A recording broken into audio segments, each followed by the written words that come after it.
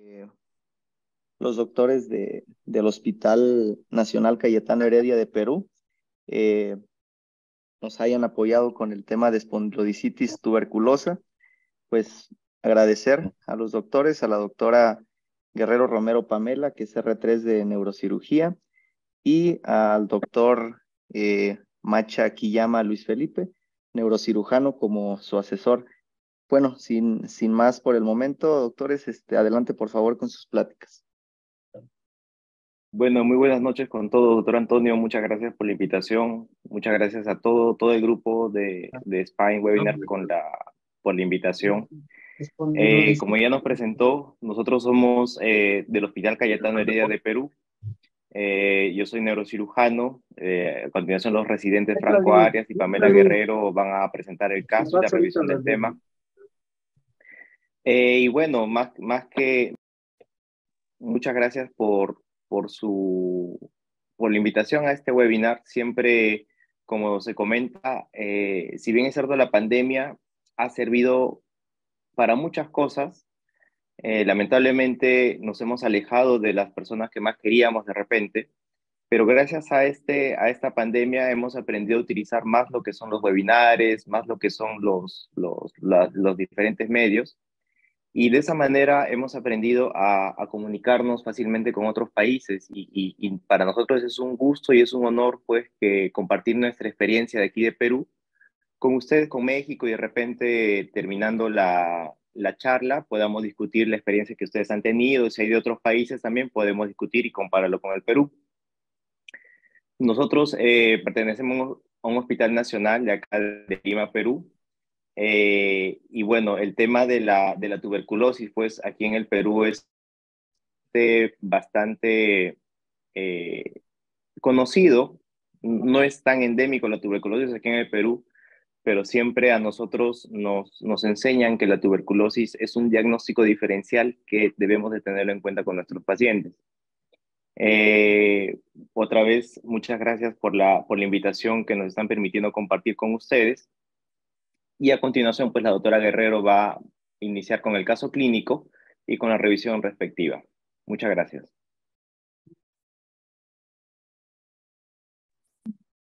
Bueno, doctores, buenas noches. Para mí es un honor, como ya manifestaba mi asistente, ¿no? Poder, darles una charla, ¿no?, acerca de la espondilodicitis tuberculosa, ya que es cierto, nosotros como médicos aquí en Perú nos han enseñado que esta patología es muy frecuente. Entonces siempre nosotros tenemos en cuenta, siempre cuando vemos un paciente con una patología a nivel de la columna, pues siempre es un diagnóstico diferencial, ¿no? La tuberculosis. Por eso es para nosotros un honor poder dar una charla, ¿no? Bueno, vamos a iniciar. Primero quería mostrarles, ¿no? Yo soy residente de tercer año del Hospital Nacional Cayetano Heredia. Para mí es un honor también hacer la residencia en este hospital, pues a mí me está brindando en estos 3 años, pues que el aprendizaje propio de la neurocirugía, ¿no? Quería mostrarles un poco más para darle a conocer de mi país. Pues en Perú, yo actualmente en el hospital pues nos encontramos dentro del distrito de Lima, ¿no? En la región de Lima, pues. ¿No? Bueno, ya iniciando con el caso clínico, pues vamos a presentar. No es una paciente con los iniciales COL, de edad de 30 años, de sexo femenino, de religión de Testigo de Jehová, que es procedente de Loreto. Para mostrarles la imagen nuevamente de Perú, pues relativamente con respecto a Lima, pues tiene una gran distancia. Además es de difícil acceso que venga un paciente pues de tan lejos de Loreto hasta Lima para poder hacer sus seguimientos, ¿no? Bueno, continuamos. Ella como que es ama de casa, que tiene un grado de instrucción de primaria, ¿no? Bueno, dentro de la anamnesis, el tiempo de enfermedad que tiene la paciente pues es de 4 años y un tiempo enfermedad actual ¿no? Bueno, y la paciente inicia con una dorsalgia con un EVA de 3 de 10 que va incrementándose por las tardes, ¿no? A lo cual ella no le da tanta importancia en esa ocasión. 3 años antes de su ingreso, manifiesta pues presentar un dolor lumbar axial que va incrementándose por las tardes, asociado a sensación de alza térmica. Y ya vemos viendo que está probablemente asociada con otra patología, ¿no? Bueno, en ese entonces la paciente acude por consultorio externo, es evaluado por el médico de turno en esa ocasión y le solicitan exámenes de diagnóstico y también se le dejan analgésicos, ¿no? Sin embargo, como ya les comentaba, que la paciente viene de tan lejos, pues es difícil hacer un seguimiento constante o que ella normalmente esté viniendo de forma constante, ¿no? También manifiesta que 2 años y 6 meses empieza a presentar un aumento de nivel a nivel de región inguinal con salida de pus y un posterior cierre. 1 año antes de su ingreso ya empieza, nos manifiesta que sufre una caída de alrededor más o menos de 1 metro y posterior a ello ya presenta un dolor dorsolumbar con una disminución de fuerza en miembros inferiores, con alteración de la sensibilidad termoalgésica, ¿no? En ese entonces pues acude al centro de salud donde es atendida, siendo referida al hospital de Loreto, donde ha estado hasta ese entonces, ¿no? Bueno, como ya les comentaba, ¿no? La distancia, el personal de salud de ella de Loreto realiza la referencia a nuestra institución para poder realizar el manejo, ¿no? En esa ocasión, como estábamos en tiempo de pandemia, entonces se realiza teleconsultas y bueno, se le solicita los estudios quirúrgicos en esa ocasión, ¿no? Y bueno, mientras realizan la referencia, pues la paciente ingresa ya por emergencia un día antes de su ingreso. Ella ingresa el día en el mes de marzo, siendo referida del Hospital de Loreto hacia nuestra institución para el manejo de nuestra especialidad, ¿no? Entre las funciones biológicas, en el momento del ingreso, pues la paciente presentaba un apetito disminuido, una sed conservada, bueno, el sudor que estaba incrementado y el peso que en esa ocasión estaba disminuido, ¿no? Dentro de los antecedentes patológicos, la paciente no presentaba ninguna alteración, hábitos nocivos también no presentaba, la medicación que solamente le habían indicado, ¿no? Analgésicos vía oral y también cuando ya está hospitalizada en Loreto, pues viendo venoso, ¿no? Antecedentes familiares, pues al momento todo negado, ¿no? Dentro del examen físico neurológico, estado de conciencia, ella ingresa con un Glasgow de 15, orientado en tiempo, espacio y persona, funciones superiores tanto conservadas, nervios, pares craneales conservados, ¿no? Y dentro de la función motora, lo que sí llama la atención es la fuerza muscular, ya que ella presenta una paraparesia severa, como pueden evidenciar en el gráfico, ¿no? Un trofismo disminuido por el tiempo que ha estado esperando. El tono estaba con una hipertonía en ambos miembros inferiores. Y bueno, dentro de los reflejos superficiales estaban conservados, el reflejo osteotendinoso se evidenciaba en hiperreflexia en ambos miembros inferiores, así como clonus bilateral, ¿no? Había ya reflejos de liberación piramidal, el Babinski, Shadow positivo, ¿no? Tanto bilaterales. Dentro de la sensibilidad termoalgésica, pues se evidenciaba que estaba abolida desde T11 y en ambos miembros inferiores. También la palestia y propiocepción estaba abolida también desde T11, ¿no? En ambos miembros inferiores. También al examen físico encontramos un nivel sensitivo a nivel de T11, ¿no? Dentro de los signos de compromiso medular o radicular, pues un Lermit negativo, un Lassègue negativo, un Dandy positivo que se llamaba la atención a nivel de T11, T12 y L1. Dentro, para plantearnos cuáles eran los problemas de la paciente, ¿no? La dorsalgia y la lumbalgia que presentaba, el nivel sensitivo que es a nivel de T11, trastornos de esfínteres que presentaba y la cuadriparesia hiperrefléxica simétrica, ¿no? Con signos de liberación piramidal. Dentro del diagnóstico sindrómico, pues se plantea como un síndrome de compresión medular y se sospechaba ya de una espondilodicitis, ¿no? Con una localización a nivel dorsal y lumbar, que probablemente era múltiple o difusa, ¿no? bueno, también que tenía un curso crónico ya de 4 años, ¿no? Dentro del diagnóstico etiológico ya lo consideramos como un proceso infeccioso, para poder distinguir pues, de un no bacteriano. Encontrábamos también para descartar que no sea brucelosis o la misma patología tuberculosa, ¿no? Bueno, dentro del plan de trabajo lo que se le solicita pues, es una resonancia magnética de médula espinal dorsolumbar con contraste, estudio del ESR, beca en esputos y también C de Bruselas, ¿no? Dentro de los laboratorios complementarios, lo que sí salió positivo fue el beca en esputo con el GeneXpert en marzo del 2021, ¿no? Y el C de Bruselas que ya salía negativo. Entonces, ya nos hacía sospechar pues, que la paciente probablemente tenga una espondilodicitis stebe. Bueno, la paciente ya viene con una imagen de una resonancia de columna dorsal del mes de febrero de 2021, ¿no? Como pueden evidenciar en el gráfico inferior, que está limitado, ¿no? Con los puntos rojos podemos evidenciar que hay un colapso vertebral en el cual, bueno, en esta resonancia magnética, ¿no? En el cual se evidencia que hay completamente aplastamiento de las vértebras, ¿no?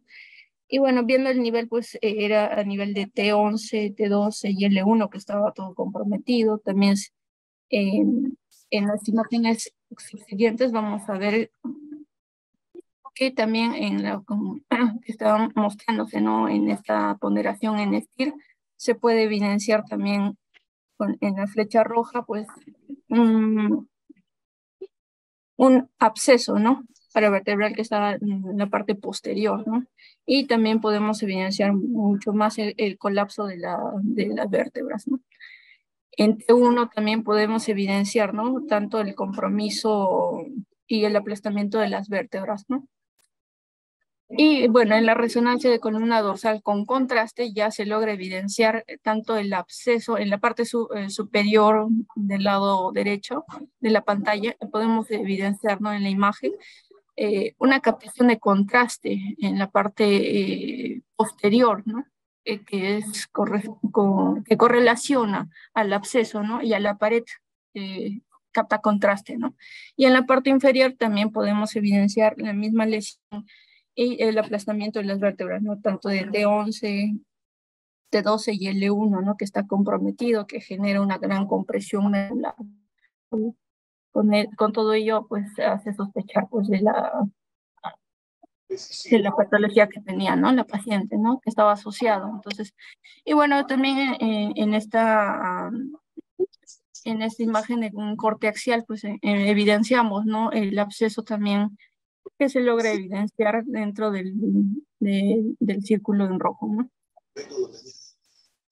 Y bueno, también contamos en esa ocasión con una resonancia de columna lumbar para evidenciar, ¿no? Cuántos niveles estaban comprometidos, y ahí ya nosotros logramos evidenciar pues que eran T11, T12 y L1 que estaban comprometidos, que había un aplastamiento asociado al absceso, ¿no? Igual, se hizo, bueno, en esta imagen podemos evidenciar que el absceso está correlacionado más o menos desde un nivel de T6 hasta la región lumbar, como pueden ver en las imágenes inferiores. Vemos en las secuencias, ¿no? En el cual hay un absceso paravertebral del lado derecho, ¿no? Que llega hasta en la parte inferior, ¿no? Que sería a nivel de L1, L2, ¿no? Una transición toracolumbar, ¿no? De igual forma, en este corte coronal, igual evidenciamos, ¿no? Tanto el compromiso de estas vértebras asociados al absceso, ¿no? Igual parte más imágenes para poder evidenciar que este absceso estaba en la parte posterior, ¿no? También contamos con la TEM de columna lumbar para poder evidenciar cuánto de compromiso óseo se evidenciaba, ¿no? En esta paciente.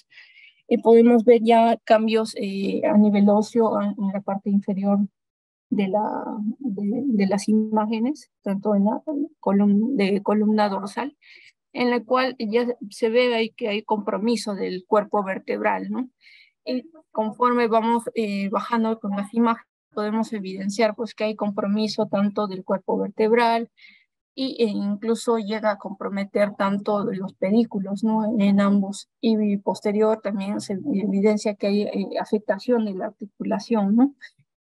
Entonces, como podemos ver, pues hay grandes cambios, se altera demasiado la arquitectura en este caso, ¿no? Y en la parte ya lumbar no se evidencia mayor compromiso, ¿no?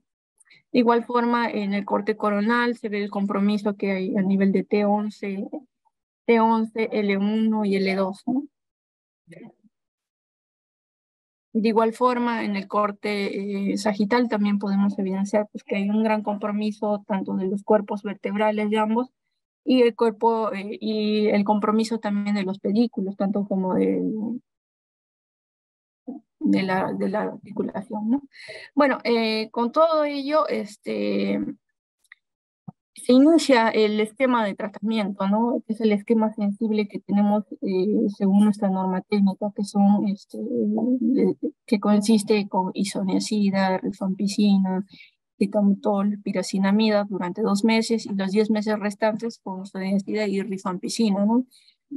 Recibió la paciente, pues. Y bueno, hasta ahí, no sé qué planteamiento, qué cirugía podrían proponer, ¿no, doctores? Antes de pasar a la parte quirúrgica, ¿no?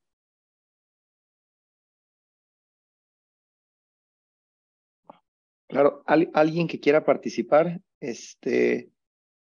doctor Tafur, ¿podrías comentarnos algo sobre el caso?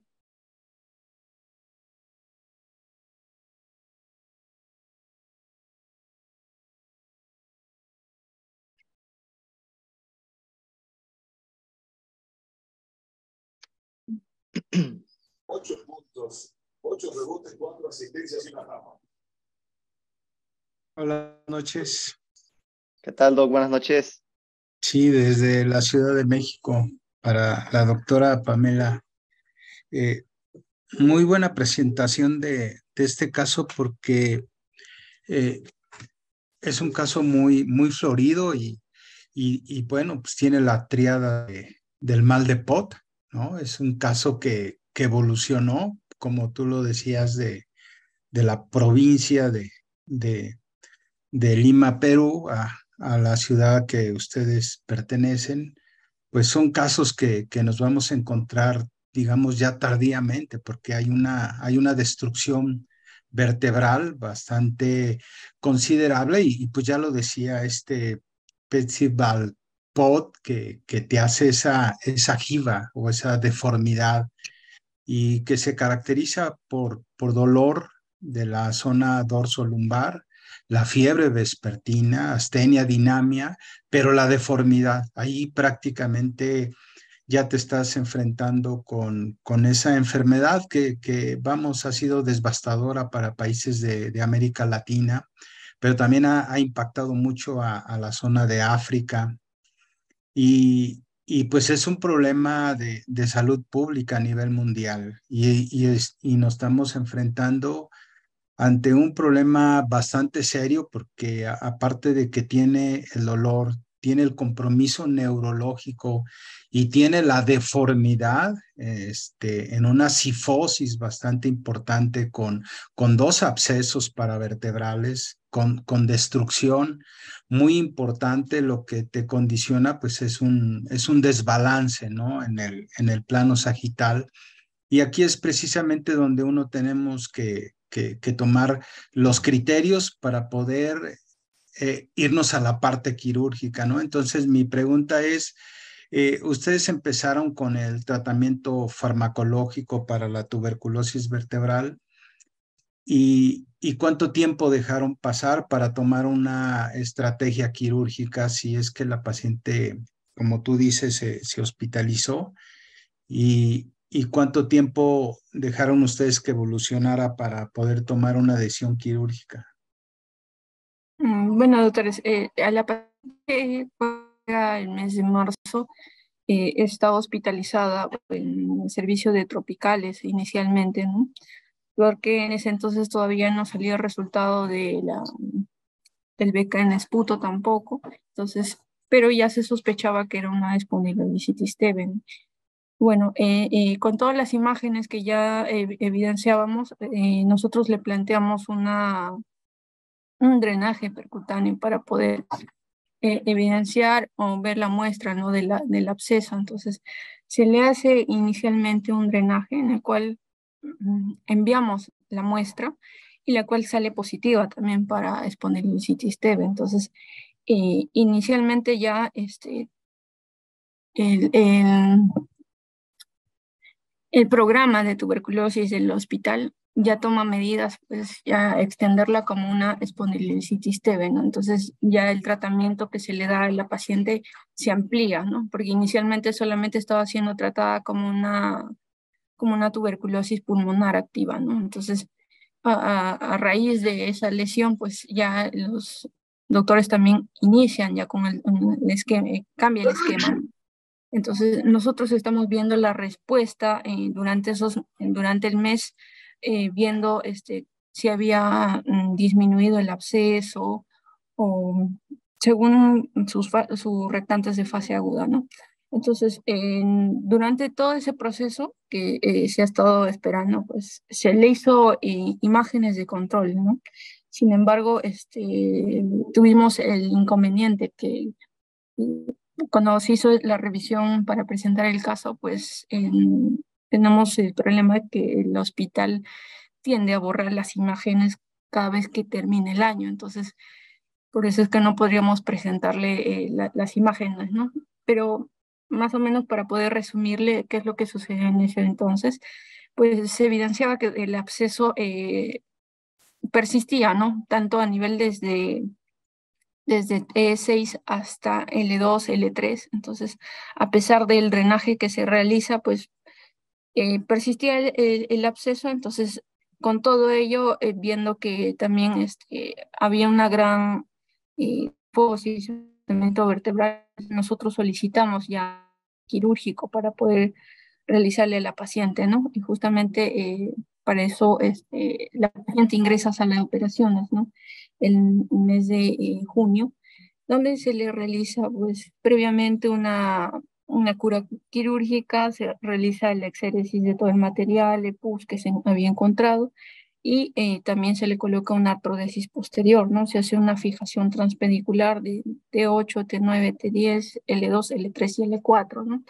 Como ya les estaba manifestando, dentro de la cura quirúrgica lo que encontramos, pues, evidenciamos, ¿no?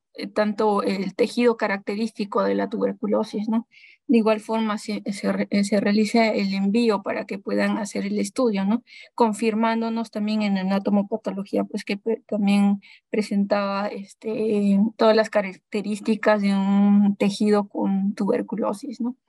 Entonces, con todo ello, pues se realiza la fijación. Ahora, con respecto a eso también hemos visto que la paciente era testigo de Jehová.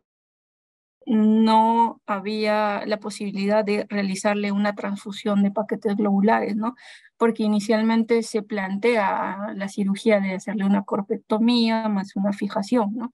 Sin embargo, por el tiempo operatorio también requería de todos modos una transfusión de sangre, ya que pues, este procedimiento es de largo, ¿no? Y probablemente vaya a sangrar más. Entonces, con todo ello, solamente se le plantea a la paciente pues ya una fijación transpedicular, como les estaba comentando, ¿no? Por la limitación, sobre todo por la religión que la paciente tenía,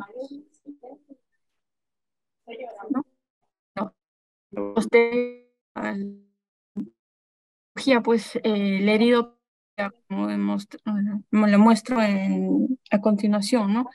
Se realiza múltiples curaciones, ya que esta pues, no es de un cierre inicial, ¿no? O sea, no hace una cicatriz todo el tiempo en que este tipo de patologías empieza a ser una cicatrización, ¿no? ello es que también la paciente estuvo hospitalizada una regular cantidad de días para poder evidenciar que ya no había salida de secreciones, ¿no? Bueno, con todo ello, pues la paciente recibe, recibiendo el esquema de tratamiento anti-TB de su hospitalización, con las múltiples curaciones que se realizan, pues ya vemos por conveniente también que la paciente ya se ha dado de alta y continúa ya sus controles por consulta externa, ¿no? Ya que nuevamente pues nos vemos afectados por el tema del COVID, ya que nuevamente hay un rebrote justamente en las fechas donde estábamos ya por culminar con el tratamiento con ella, ¿no?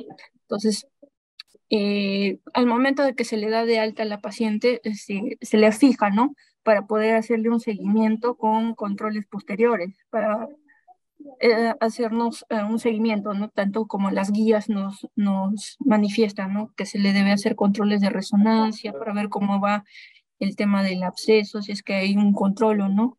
Entonces, posterior a ello, pues la paciente, como es de origen lejano, de Loreto, ella ni bien sale de acá del hospital, regresa a su ciudad natal y pues ya perdemos completamente todo el contacto con ella, ¿no? Entonces ya no regresa a hacerse sus controles. Sin embargo, lo único que hemos tenido en respuesta durante todo ese tiempo es que llegó a recuperarse, ya que en el sistema figura de que ya ha resuelto la infección de tuberculosis, ¿no? Porque se llega a preguntar en el programa de TV, entonces ella termina y culmina todo el tratamiento. Entonces, sin embargo, ya no tenemos controles posteriores con imágenes, ¿no? Bueno, pues, eso con Gracias, respecto al caso, vamos a iniciar Pamela. un poco. Listo, Doctora. Pamela, muchas gracias. Ok. Adelante, doc. Gracias, doctor Antonio, doctor Enrique, gracias por los comentarios. Como ven, pues el caso de la paciente que tuvimos fue un caso muy complejo. ¿Puedes poner, por favor, Pamela, la sagital en tomografía?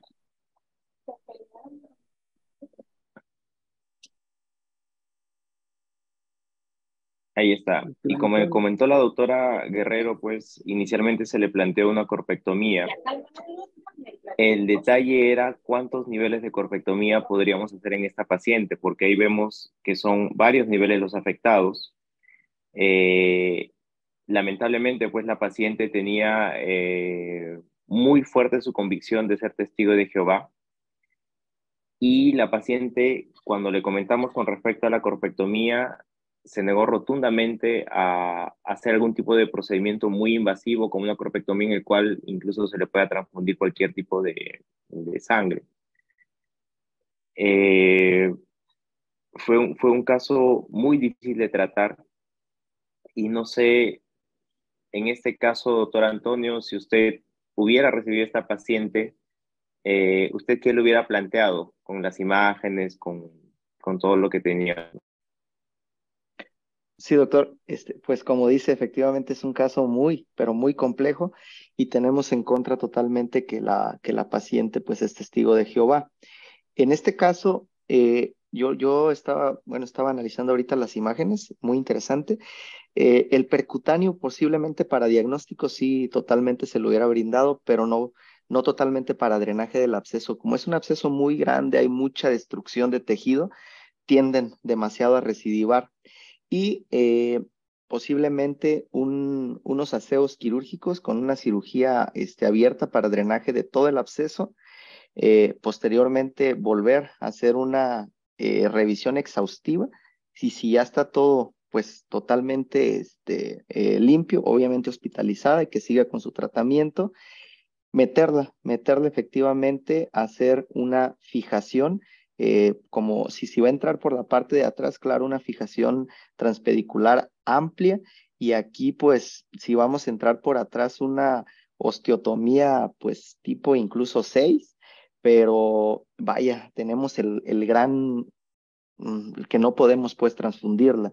Y pues son cirugías que llegan a sangrar mucho porque estamos hablando de quitar dos cuerpos que están grandes y el L1 que está pues casi destruido en su totalidad. Ahí lo que si lográramos, ¿no? Se hace la estabilización, recuperamos a la paciente en sangre y si llegara a aceptar la osteotomía o la corpectomía lateral, pues ahí, si entramos por vía lateral, pues ponerle una jaula o un BBR tóraco-lumbar, que es un gato expandible, y si no tenemos o no contamos con nada de eso y tenemos una paciente con una paraplegia severa, pues intentar con la osteotomía y hacer un acortamiento vertebral, doctor Macha, sería una de mis propuestas, pero una vez recuperado. Lo haría definitivamente en varios tiempos quirúrgicos debido a el antecedente tan importante de testigo de Jehová. No sé si haya Ahora, contestado su pregunta. sí, doctor, y en caso de una corpectomía, ¿cuántos niveles tomaría? Y más o menos, porque vemos que también son varios niveles los tomados, ¿no? Y ahí yo quitaría 5, 4, 3, 2. Es uno y es que no, es que parece que hay una vértebra, no lo alcanzo a percibir si fue nada más la destrucción o T12 es la que se destruyó totalmente y T11. Tendría que quitar, si aceptáramos, si tenemos las condiciones adecuadas del paciente, hacer una corpectomía amplia, quitar toda esa zona que tiene la doctora subrayado de los tres cuerpos. ¿Por qué?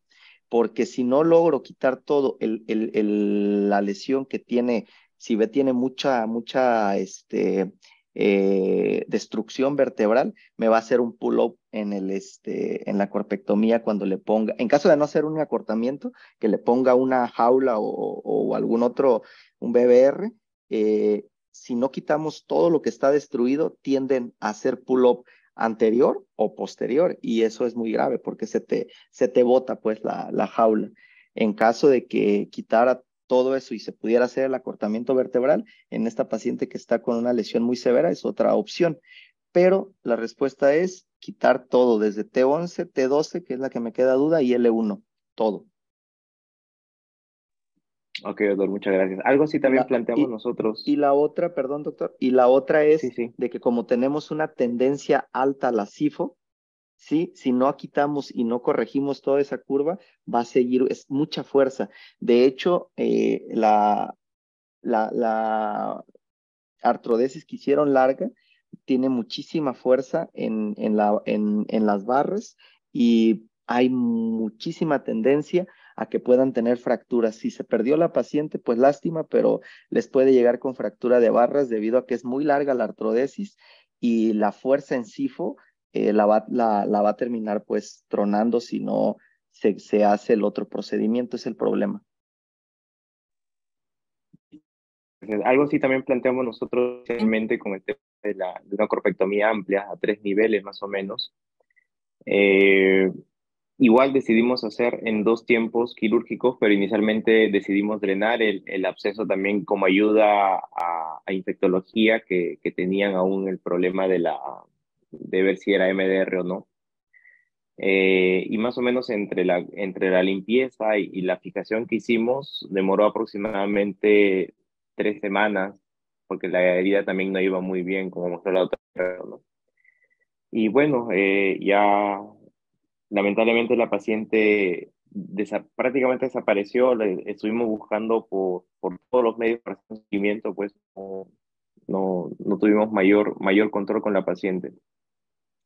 Y este tipo de casos es un caso que siempre lo mencionamos que tuvimos en el Hospital Cayetano Heredia, ¿no? Sí, muy, Si muy no hubiera más complejo. preguntas del...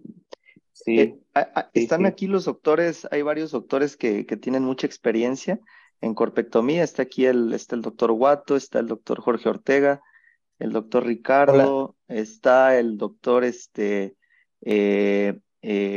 Ceja. No sé quién, si nos puedan hacer algún comentario. Está interesante, muy interesante este caso. hola, buenas noches. Habla el doctor Ceja. Una pregunta, y no sé si existe alguna experiencia en esta cuestión de tratar a la paciente, digamos, en varias fases. si en la primera fase, que sería controlar la cuestión infecciosa, si existe alguna experiencia o escrito acerca del uso de la terapia VAC, tipo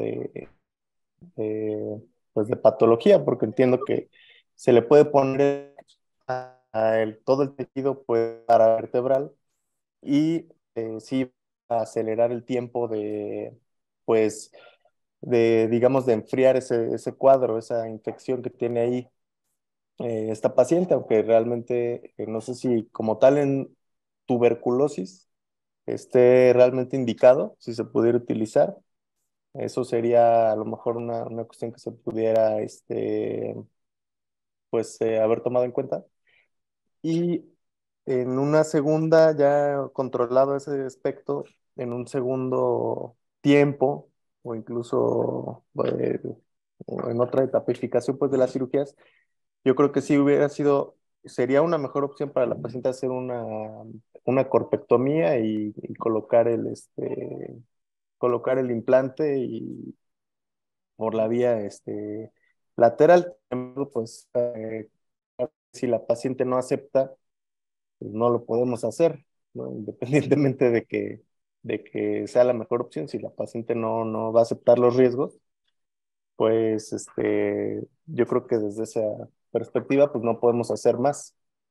Esos son mis comentarios. Gracias.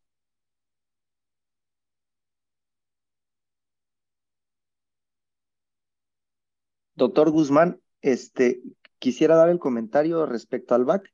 En el Centro Médico ISEMIM tienen mucho acceso al VAC, no sé en el Cayetano Heredia, pues de acuerdo con las posibilidades económicas, pero recuerdo que en nuestro hospital ahí en el ISEMIM, pues hay acceso al VAC. No sé si el doctor, el maestro nos puede hacer alguna recomendación de esto. Sí, muchas gracias. Pues nosotros contamos con un servicio de infectología, tenemos infectólogo y tenemos un servicio de epidemiología. Si nos llega este caso,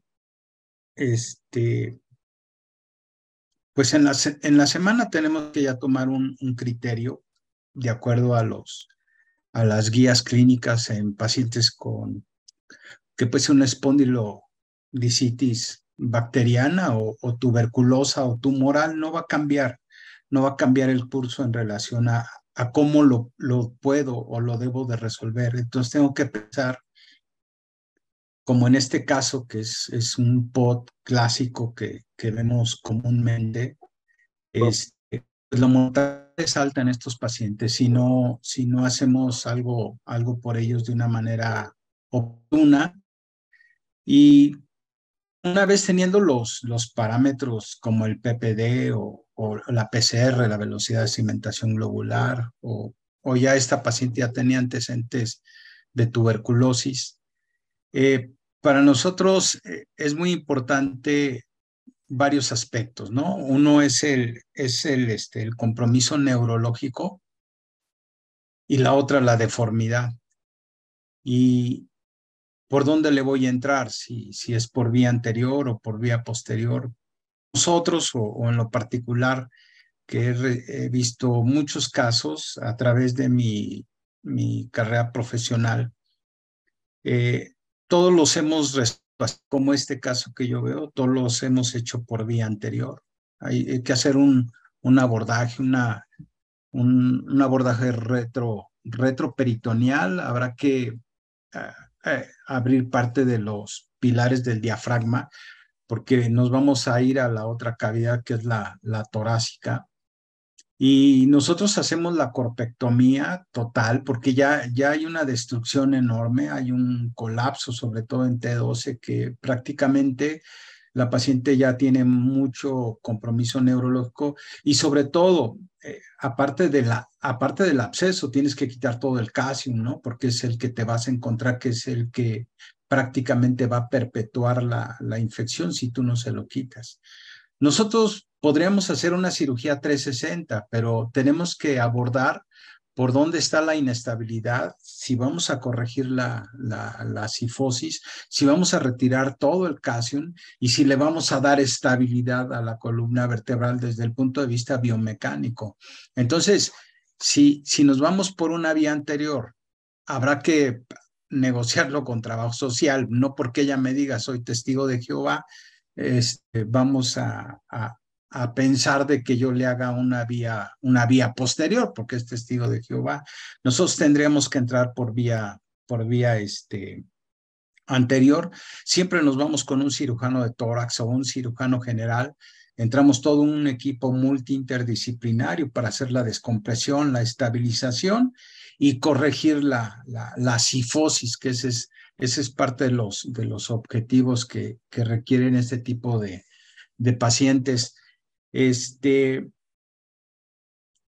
Sí hacemos la 360, pero siempre vamos hacia la corrección del balance sagital por la vía anterior. A veces hacemos la corpectomía con, como decía el doctor, ponerle un dispositivo para que nos dé el balance del tronco, y podemos poner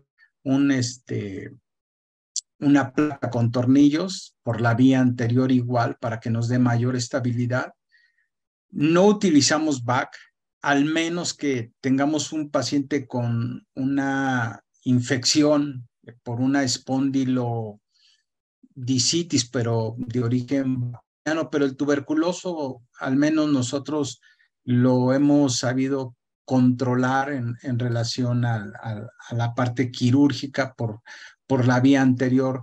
La vía posterior, como decía el doctor Sosa, es un constructo muy largo, y de hecho nos han llegado esos pacientes con constructos largos con ruptura del material, o se viene otra vez la cifosis, hay que volver a retirar todo el implante por vía posterior, tienes que entrarle por vía anterior y otra vez valorar si es implantable otra vez otro constructo por vía posterior. Estos casos, como tiene una zona de transición, entonces mecánicamente esta columna, como la vemos aquí, está totalmente inestable, con deformidad, compromiso neurológico. Entonces, si mi problema es adelante, le entro adelante. Si mi problema es atrás, pues lo puedo resolver atrás.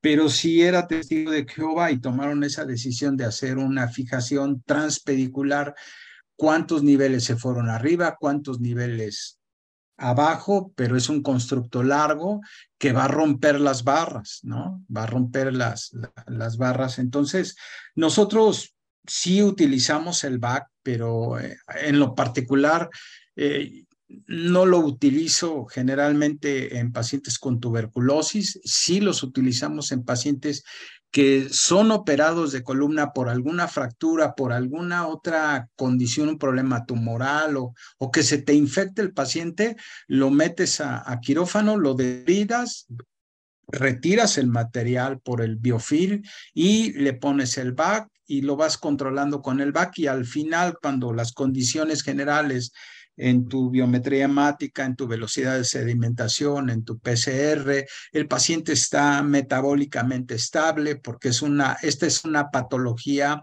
de mucho consumo energético. Entonces, si ya lo tienes bien en los parámetros adecuados para intervenirlo quirúrgicamente, entonces ahora sí vas, lo puedes cerrar y puedes dejar después el constructo, ¿no? Pero sí es un caso interesante. A mí, la verdad, cuando me llegan estos casos, yo prefiero la vía anterior, a pesar que sea testiga de Jehová, y voy sobre darle todo lo que es la estabilidad, que es lo que necesitamos, y restituir el balance sagital. Gracias. Ahí el problema, maestro, con la vía anterior, bueno, usted tiene la experiencia en eso, pero yo optaría, como dice el doctor Ceja, totalmente la vía lateral por el lado izquierdo para tocar lo menos posible la cava, ¿no? Y la aorta, pero principalmente la cava. De hecho, acabamos de operar un caso hace un mes muy similar, corpectomía de 2 cuerpos y esto, pero ahí está, lo hicimos corpectomía vía lateral, quitamos costillas para que nos dé más chance, y luego nos fuimos por la vía posterior, pero transfundimos en 3 ocasiones a la paciente, 3 paquetes globulares, en ese tiempo, pues, pero por ejemplo, bueno, al menos yo tengo un poco más de experiencia en la vía lateral, lo haría por la vía lateral y le quitaría la 11ª y la 12ª costilla por el lado izquierdo para salvar la cava lo más posible, totalmente. Los grandes vasos ahí es un gran problema. Ujú. Bueno, pues vamos a continuar con el tema porque se puso buena la discusión, pero adelante, doctora Pamela, por favor. Sí, doctores. Bueno, continuamos.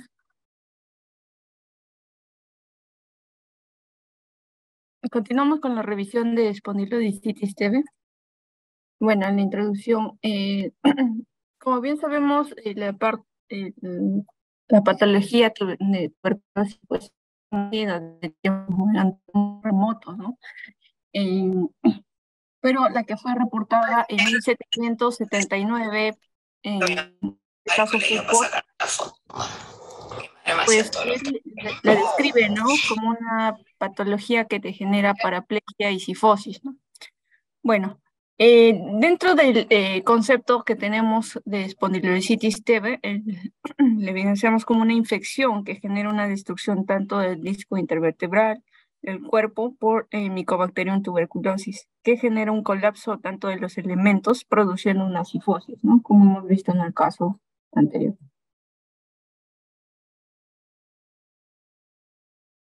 Dentro de la epidemiología, sabemos que 1/3 de la población tiene una infección con tuberculosis, siendo así que en la OMS en el 2019, con respecto a nuestro país, pues notificaron que 123 por 100.000 habitantes presentaban esta patología, ¿no?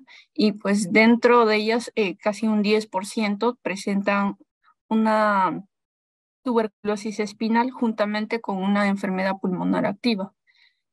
Si bien es cierto que esta patología se da en pacientes o poblaciones en desarrollo en el cual el nivel socioeconómico es bajo y presentan también un estado de salud vulnerable, ¿no?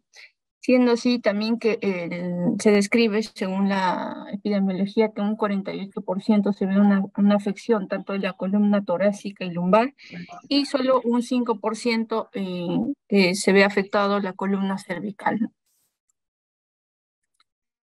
Bueno, para mostrarles a continuación una imagen con un gráfico en el cual se ve la incidencia de tuberculosis MDR en el 2021 de la Organización Mundial de la Salud, en el cual podemos ver, ¿no? Bueno, mi país está dentro de uno de los cuales, pues, tenemos pacientes diagnosticados con TB-MDR, ¿no? Sin embargo, también llama la atención que en países del África y en países del Asia también tienden a una elevada incidencia de esta patología, ¿no? ¿Y cuáles son los factores de riesgo para que un paciente pueda presentar esta patología? Pues, sean de edad avanzada, que sea de sexo masculino, que tenga insuficiencia renal crónica, que tenga antecedentes de tuberculosis o que también sean inmunocomprometidos. De igual forma, les muestro en la parte lateral un gráfico en el cual podemos ver que también está asociada a la infección de VIH, al uso del alcohol, de tabaco y de diabetes, ¿no?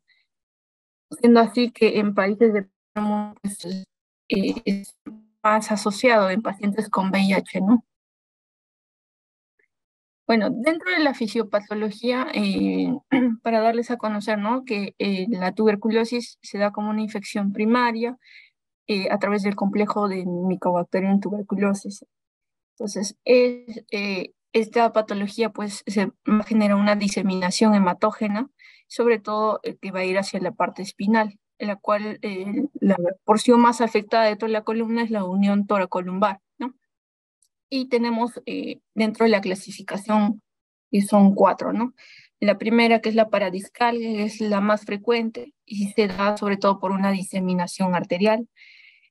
Como podemos ver en la imagen de costado, en la imagen A, ¿no?, a nivel de paradiscal. En la imagen B encontramos la clasificación de tipo central, ya que esta se ve afectada porque el patógeno va a tomar el plexo venoso paravertebral de Watson, ¿no? En la imagen C, que es la clasificación anterior, pues se ve una afectación tanto de una diseminación subligamentaria del ligamento longitudinal anterior, ¿no?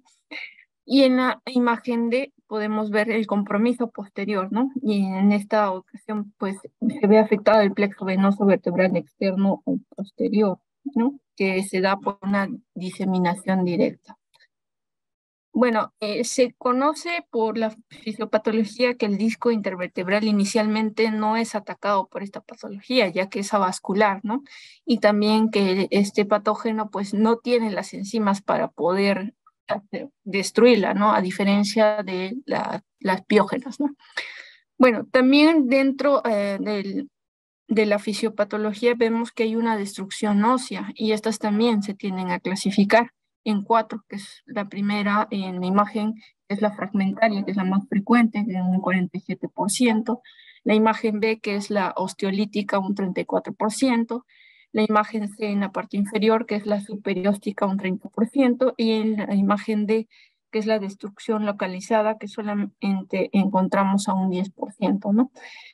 Como bien hemos visto en el caso clínico también, pues que al momento de que hay un colapso vertebral, los restos óseos van a invadir el canal espinal, ¿no? También encontramos que la pus epidural también puede invadir el canal espinal, al final genera una compresión de la médula espinal o de la raíz, ¿no? Produciendo los signos y síntomas. También mencionan dentro de los abscesos fríos, ¿no?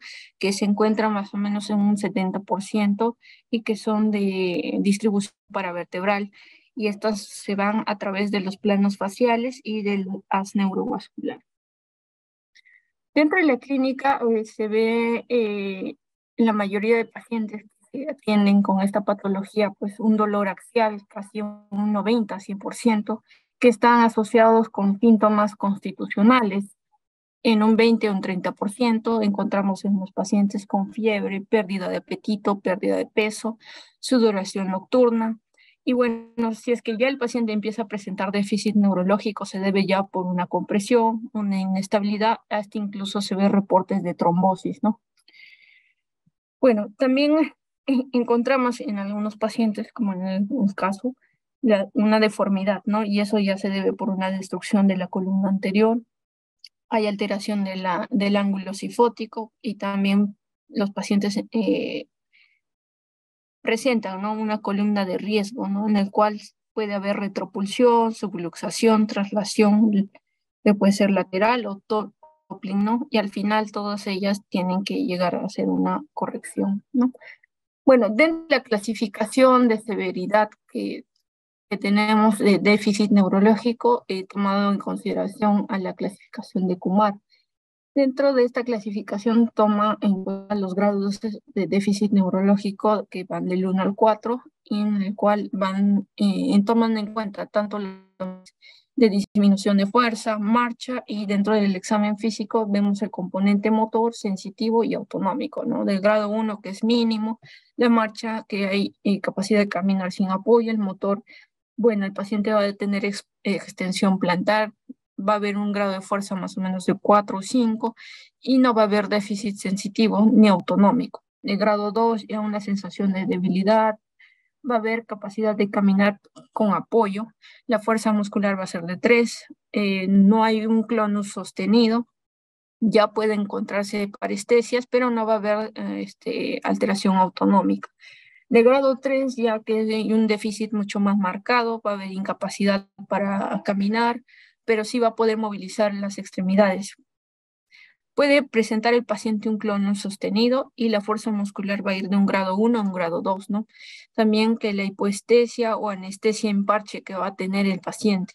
Además, puede haber un compromiso autonómico. Y ya del grado 4, que es severo, pues una incapacidad para mover las extremidades, incluso en decúbito, ¿no?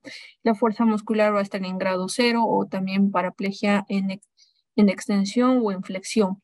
Y el nivel sensitivo, pues el paciente va a tener una anestesia total, Y en la parte autonómica, pues va a haber una pérdida completa tanto del control vesical como intestinal.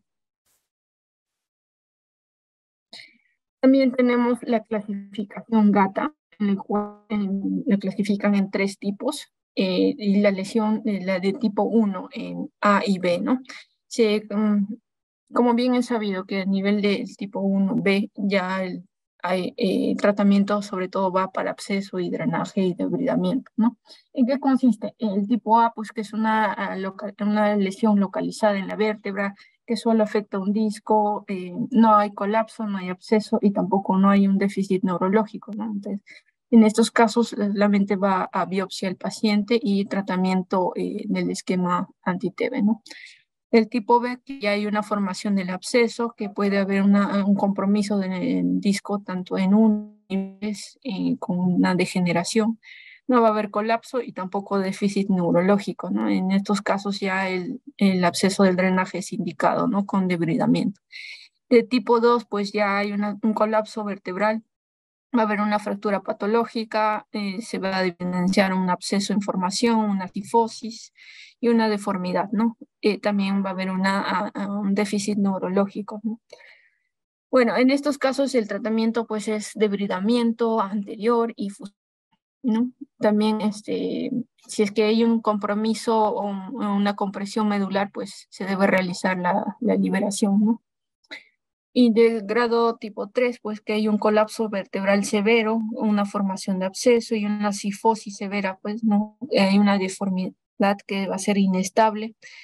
Pues en estos casos el tratamiento menciona, ¿no? Según esta clasificación, la fusión y el debridamiento anterior, juntamente con descompresión, ¿no? Y también la corrección de la deformidad. Puede ser una fijación anterior, posterior o combinada también. Bueno, entre las imágenes que presentamos tenemos las características radiológicas. Una radiografía simple que es fácil de obtener. Se va a evidenciar solamente cuando el paciente tiene un 30% de compromiso vertebral y se va a encontrar una disminución de la densidad ósea, tanto en los emplates, va a haber erosión de las placas, va a haber pérdida de altura en el disco, va a haber un secuestro óseo y reducción de la altura vertebral, ¿no?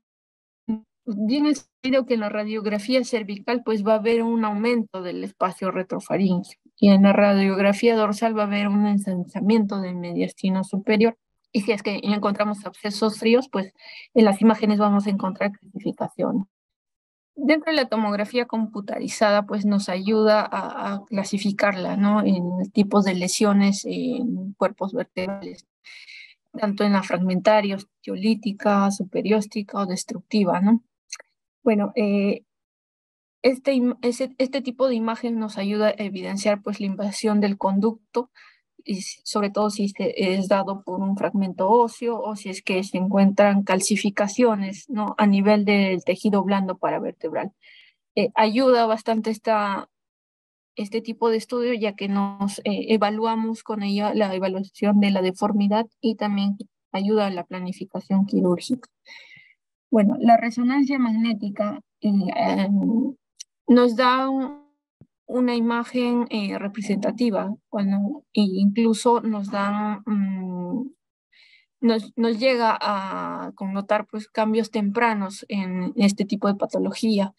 Es importante ya que con la resonancia magnética vamos a poder ver la afectación del tejido blando, la diseminación del absceso y la compresión tanto de los elementos neurales, ¿no?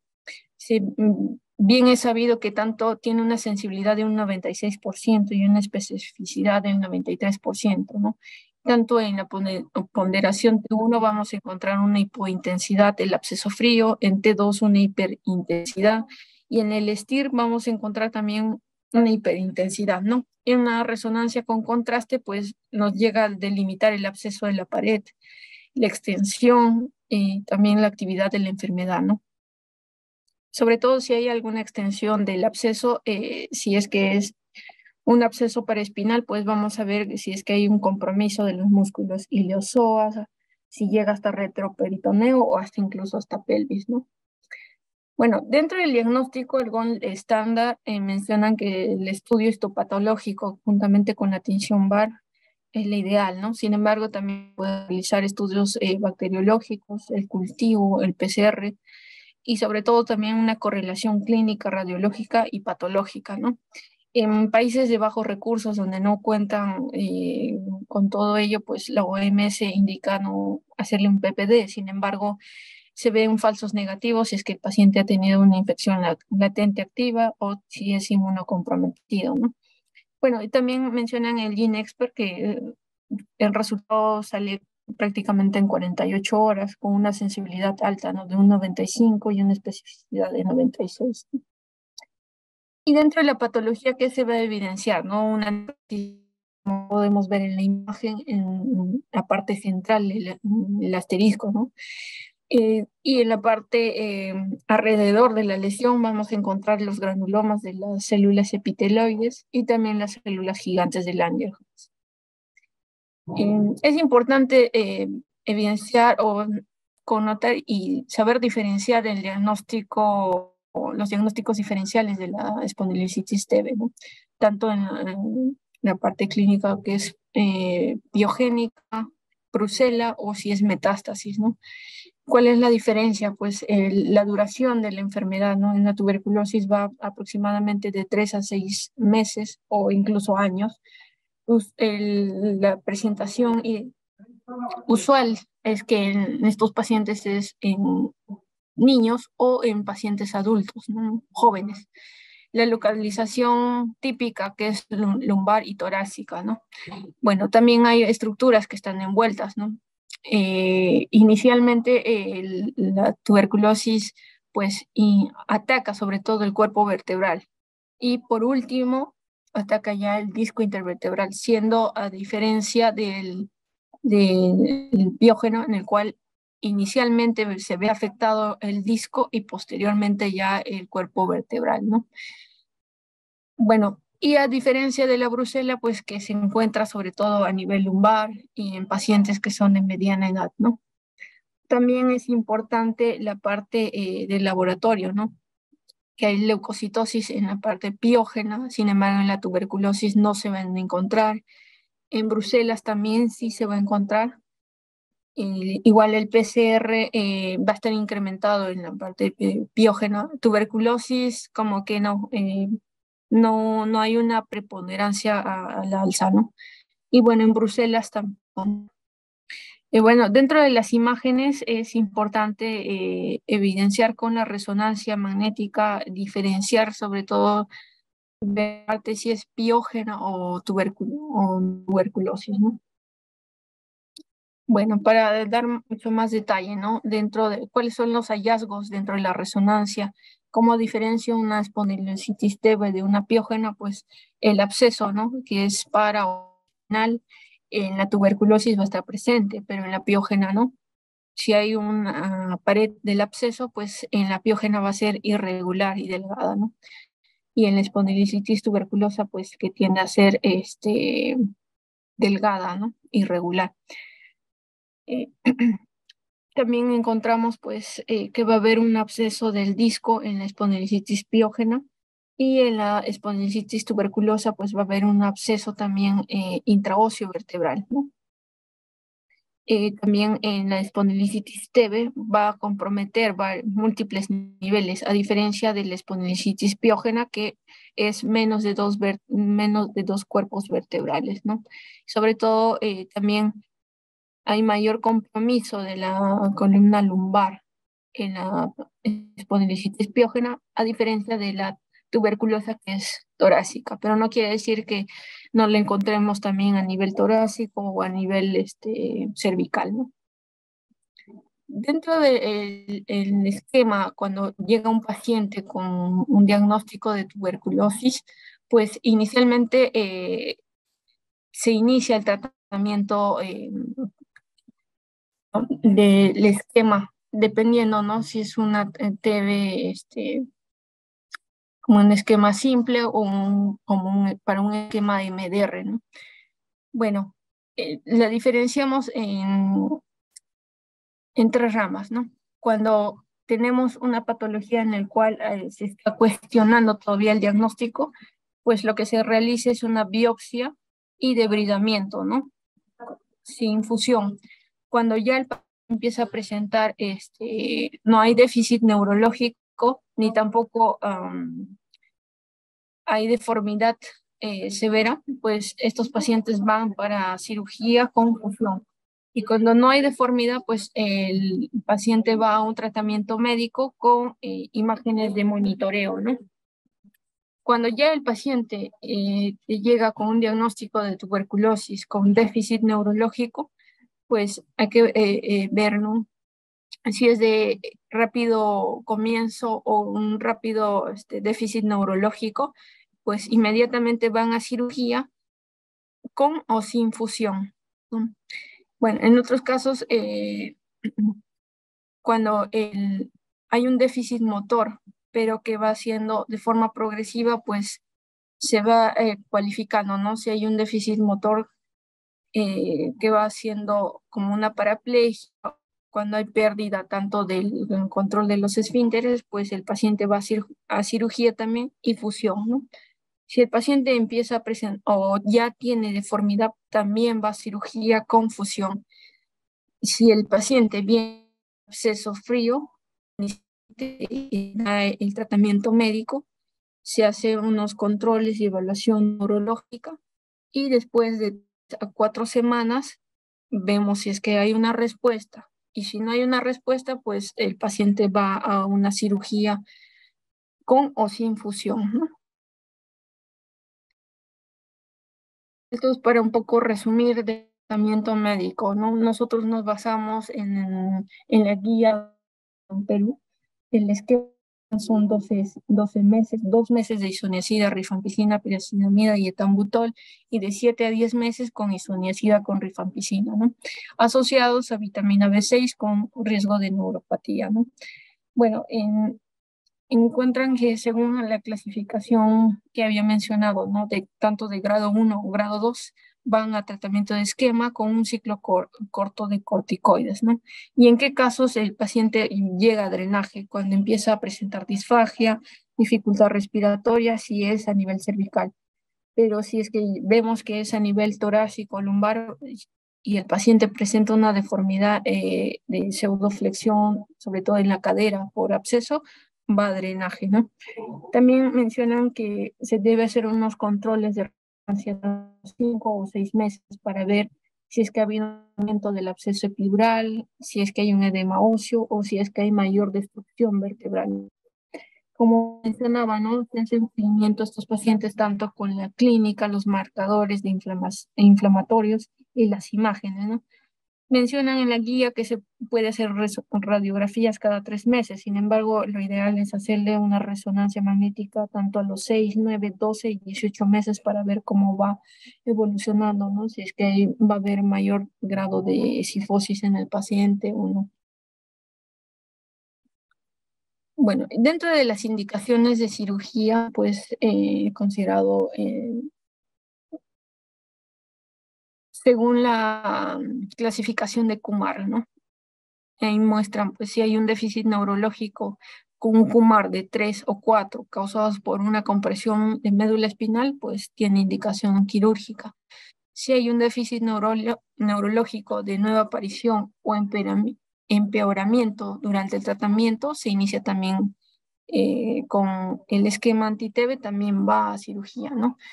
Si no hay mejoría neurológica después de 6 semanas de tratamiento, también va a cirugía. Si hay inestabilidad espinal causada por el colapso vertebral o hay una destrucción vertebral o el ángulo cifótico es mayor de 30 grados, también es indicativo de cirugía, ¿no?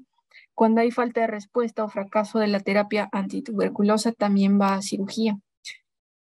En casos también de biopsia, también va a cirugía, ¿no? Bueno, el drenaje de absceso vertebral, sobre todo en región cervical, que causa dificultad respiratoria, o el absceso que causa una pseudolesión de cadera, también es un indicativo de cirugía. Bueno, dentro de los abordajes que se plantean, pues encontramos tanto el abordaje anterior y el abordaje posterior, ¿no? Cada uno tiene sus indicaciones, ¿no? Dentro del abordaje anterior, lo que se realiza, pues, es un debridamiento radical más una artrodesis en la columna. Si en ese caso es toracolumbar, pues se realiza esa artrodesis a ese nivel, ¿no? Pues se realiza una excisión radical del hueso, de los discos vertebrales y sobre todo de la columna anterior, ¿no? Asociada a una instrumentación anterior, puede ser un cage, placas, tornillos que permiten una mayor estabilidad y capacidad para corregir la deformidad. Sin embargo, también esta llega a presentar complicaciones como desplazamiento de la instrumentación, puede haber daño de vísceras o vasos anteriores, ¿no? Bueno, para mostrarle una imagen de un caso clínico que presentaron, ¿no? en esta revista, en el cual hay un compromiso a nivel torácico, pues se plantea en este caso pues hacerle una corpectomía subtotal y más colocación de una caja de titanio, más las infusiones de las costillas autogénicas, ¿no? Y dentro del abordaje posterior, pues está la reconstrucción que puede ser anterior o posterior, más asociada al abordaje posterior que puede ser transpedicular, transarticular, costotransversectomía y o extrapleural, con una descompresión de la médula ósea, ¿no? Bueno, igual para mostrarle en un caso representativo en el cual había una destrucción a nivel del L3, genera compromiso medular, ¿no? Entonces lo que se hace en este caso clínico, pues es una descompresión posterior más una estabilización con una fusión intersomática posterior, ¿no? Y controles posteriores a la cirugía, ¿no? Bueno, dentro de los procedimientos quirúrgicos mencionan que se debe hacer una corrección tanto de la cifosis como un injerto óseo para darle una estabilización simultánea. Mencionan también otro tipo de abordajes con una descompresión, con una toracotomía, con descompresión anterolateral, más colocación de injertos autólogos, con colocación de tornillos y barras, más drenaje del absceso paravertebral, ¿no? Así como también la descompresión posterior que mencionaba anterior. También las fusiones posterolaterales e intersomáticas posteriores con injertos óseos y estabilización con tornillos transpediculares y barras, ¿no? Bueno, eso es un poco acerca del tema de espondilicitis TV. ¿Alguna pregunta?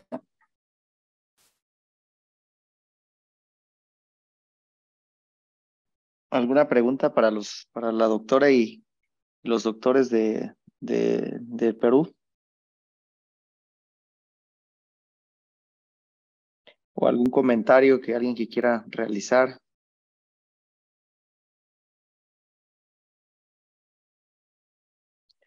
Creo que no, creo que no hay más comentarios. ¿Alguna otra cosa que quiera compartirnos, doctor Luis Felipe Macha? Bueno, en Perú, a nosotros, no sé cómo sea en México, pero en Perú siempre nos enseñan desde pregrado, desde que estamos estudiando medicina, que la tuberculosis es un diagnóstico diferencial que siempre debe estar en los pacientes. Incluso nosotros, cuando dice un dicho, ¿no? Que si no sabes cuál es la respuesta, en cualquier parte de la medicina, tú dices tuberculosis y vas a tener un diagnóstico diferencial. Entonces nosotros aquí en Perú siempre tenemos a la tuberculosis como un diagnóstico diferencial. Lamentablemente hay mucho hacinamiento en las zonas muy alejadas del Perú y llegan estos casos como el caso de Leslie, que fue un caso muy complejo, muy debatible. Nos tomamos mucho tiempo en las juntas médicas para definir un tratamiento adecuado, ¿no? Bueno, y no sé si está el doctor Franco Arias también. Muchas gracias por la invitación, doctores. Perú somos casi hermanos con México. Perú siempre es un destino donde van a ser bienvenidos todos ustedes y encantados pues de compartir esta experiencia con todos ustedes. Buenas noches con todos. Bueno, agregar solamente felicitar primero a Pamela, es una muy buena exposición, y agradecer al doctor Sosa por la oportunidad que nos ha dado a nuestro hospital y a nuestra escuela para poder compartirles una charla interesante de lo que se ve mucho en nuestro país, ¿no? Muchas gracias. Hay una pregunta acá. Muchas gracias, doctor Franco, doctor Macha, doctora Pamela. Me dicen, ¿se tomó como prueba de VIH o HIV y las consideraciones en estos casos? Pregunta el doctor Kevin Rodríguez. Con respecto a la paciente, sí se le ha realizado los estudios, sin embargo, dio negativo para VIH, ¿no? Ok, perfecto. No, pues yo realmente más que agradecido, creo que todos los que estuvimos el día de hoy aprendimos mucho. Excelente plática, definitivamente excelente plática y les agradecemos mucho a sus amigos mexicanos y también acá pues ya saben que tienen su casa, su escuela tiene acá también cualquier situación que gusten, acá los esperamos. Y a ver, está levantando la mano, permítanme un segundo. El doctor González Martínez, adelante doctor, por favor. Hola a todos. Yo soy pasante de medicina general, y he trabajado ya varios años con mi maestro Uriel Oliva, no sé si lo ubiquen, de Zacatecas, neurocirujano también. Lo que quería preguntar es si los doctores que estén aquí de México y los de Perú conocen algún protocolo de tratamiento antibiótico ambulatorio para estos pacientes con espondilodicitis, sobre todo para la piógena. Nosotros nos hemos topado con el escenario en Zacatecas que hay muchos pacientes de rancherías o de municipios alejados a la capital que muchas veces pasa lo que pasó con esta paciente. Logras que se operen, empiezas un tratamiento sabes que va a ser largo, que va a requerir mucho tiempo, pero se pierden. Entonces, hemos tratado como de estar buscando algún esquema, algo, ambulatorio que podríamos tratar de que se llevaran los pacientes. Pamela, ¿gustas contestar, por favor? Bueno, en sí como tal, en nuestra norma no tenemos un protocolo, ¿no? Pero nosotros hacemos referencia a las guías tanto de la ITSA que tomamos en cuenta para poder hacerle seguimiento y ver el tratamiento, ¿no? Básicamente nosotros nos guiamos de guías internacionales para poder hacer el seguimiento, ¿no? Tanto en los pacientes con espondilocitis piógena, ¿no? Por lo general, a Claro. los pacientes con espondilitis piógena, nosotros optamos por hospitalizarlos y como aquí es un hospital donde hay mucha resistencia antibiótica, nosotros empezamos con vancomicina y meropenem, ¿no? De inicio, ¿no? Hasta tener un cultivo y un antibiograma.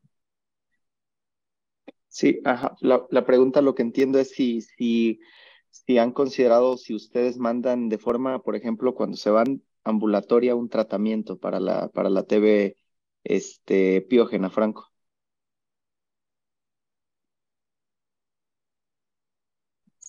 Pues es de acuerdo al antibiograma otro, ¿no? Muchas veces se suele mandar con levofloxacina por el amplio espectro que tiene, ¿no? Pero, o si no, con ciprofloxacina, si es que fuese sensible al germen, ¿no? Básicamente nos guiamos del antibiograma que sale en los cultivos sucesivos, ¿no? Ok, Pero no, perfecto. Pero ajá, pero no hay, exacto. inicialmente, como dice Franco, el tratamiento es endovenoso. Bueno, es otro tema, lo que es osteomeritis piógena, Piógena. espondilocitis piógena. Incluso hay mucha controversia si operamos de inicio o esperamos porque el tratamiento antibiótico haga efecto. Pero sí mantenemos al menos hospitalizados a los pacientes incluso más de un mes recibiendo tratamiento endovenoso, ¿no? Todavía no damos un tratamiento ambulatorio una vez diagnosticado la espondilicitis piógena. Perfecto, perfecto, Sí, perfecto. buenas noches otra vez, doctor Ceja. Yo creo, digo, para aclarar un poco, realmente si uno se va a hablar o a buscar en una guía, nunca vamos a encontrar que te den en una guía un esquema antibiótico vía oral para que el paciente se lleve. O sea, ya está bien estudiado todo en países pues, con mayor desarrollo, que el tratamiento debe ser por vía intravenosa, por lo menos 4 o 6 semanas, por lo menos. Entonces, así como que estar, digamos, buscando algo, pues realmente no vamos a encontrar. Para la espondilodicitis piógena, que fue la pregunta que se realizó. En todo caso, pues yo creo que si al momento de hacer la cirugía o se le toma algún antibiograma, pues algo un poco más racional sería darle el tratamiento antibiótico basándose en el antibiograma, pero realmente que uno o una guía o una norma vaya a decir que se vaya con un tratamiento antibiótico por vía oral, pues realmente no lo vamos a encontrar en ningún lado. Muchísimas gracias, Ceja. Muchísimas gracias por el comentario. Buenas noches. Adelante, adelante, maestro. Buenas Adelante. noches. Sí, ya, como dicen ustedes, para hospitalización, sí, un protocolo. De hecho, hay unas guías clínicas del Seguro Social, mucho el siglo XXI y el Hospital de Infectología de la Raza, por si no conocen, ahí hay 4 torres y de esas torres hay una pura infectología que ahí ven todos los pacientes con HIV o con tuberculosis, también ven todo lo que son las piógenas, las espondilodicitis, ya hay guías y de hecho me tocó trabajar con ellos de manera conjunta y generalmente estos pacientes los impregnábamos con banco y con zona. Y como por ahí decía un doctor, los dejábamos de 2 semanas por la cuestión de los manejos hospitalarios, pero también era muy importante la cuestión metabólica. Estos pacientes, como es una patología de consumo, entonces las calorías que nosotros le damos a este tipo de pacientes eran de 5,000, 6,000 calorías, como 3 veces más de lo que come un paciente por alguna enfermedad común. Estos les aumentaban más las calorías porque es una patología de consumo y una vez que los dábamos de alta, nosotros los manejábamos con Clinda o con cefalexina o ciprofloxacina, que es un antibiótico de menos espectro, pero sí la Clinda la dejábamos hasta un promedio de 3 meses y teniendo los marcadores de laboratorio, ¿no? Como es la biometría hemática para ver el recuento del leucocitos. Veamos la velocidad de sedimentación, que es un marcador que te va diciendo cómo se está comportando la parte inflamatoria o la respuesta que está teniendo el individuo ante el antibiótico, la PCR y alguna otra cosa adicional como un general de orina, un orocultivo, etcétera. El estudio, como decía la doctora Pamela, en cuanto al estudio radiográfico, al estudio tomográfico, a la resonancia magnética, y todos esos son parámetros que te permiten evaluar cómo va evolucionando tu paciente con el paso del tiempo por la consulta externa, ¿no? Entonces yo les hacía las recetas prácticamente por 30 y venían ellos a control con laboratorios y los íbamos revisando paulatinamente hasta que consideramos que ya era el alta hasta después de 6 meses, ¿no? Pero en antibiótico se iban de 3, que eso es lo que nosotros estamos manejando en las guías clínicas del Instituto Mexicano del Seguro Social, y esos pacientes nunca volvieron a reingresar por reinfección o porque los tuviéramos que operar, solamente los que te dejaban la secuela, o sea, por ejemplo, la deformidad, ¿no? Porque se forma un tejido fibroso de reparación o te dejan un problema de tipo radicular o una inestabilidad, y entonces ahora sí los metías a quirófano, ya después de 3, 4 meses los estabilizabas y los mandabas a un programa de rehabilitación. Así es como nosotros trabajamos, era lo que nos daba pues resultados más objetivos o más claros en este tipo de pacientes en espondilodicitis, ¿no? En el tuberculoso, esa es otra forma de cómo abordar estos pacientes en esquemas de 6 meses o de 12 meses y de manera conjunta, pues lo veíamos con infecto y con epidemiología y nosotros como cirujanos. Gracias. Pues muchas gracias por el comentario, maestro. Pues bueno, vamos a dar por terminada esta plática. Reitero el agradecimiento a la Escuela del Perú, a los doctores por participar en este foro y bueno, los invitamos el próximo lunes, una plática muy buena. Se va a dar, se va a hablar sobre la utilidad de la neuronavegación en cirugía de columna, que va a estar a cargo del Hospital Puerta de Hierro de Guadalajara. Entonces los esperamos todos los que se gusten conectar y en unos días subimos también esta presentación al canal de YouTube. Por los que no la pudieron ver, pues la vean. Saludos y buenas noches a todos. Mil gracias. A ustedes, Buenas noches, muchas gracias con todos.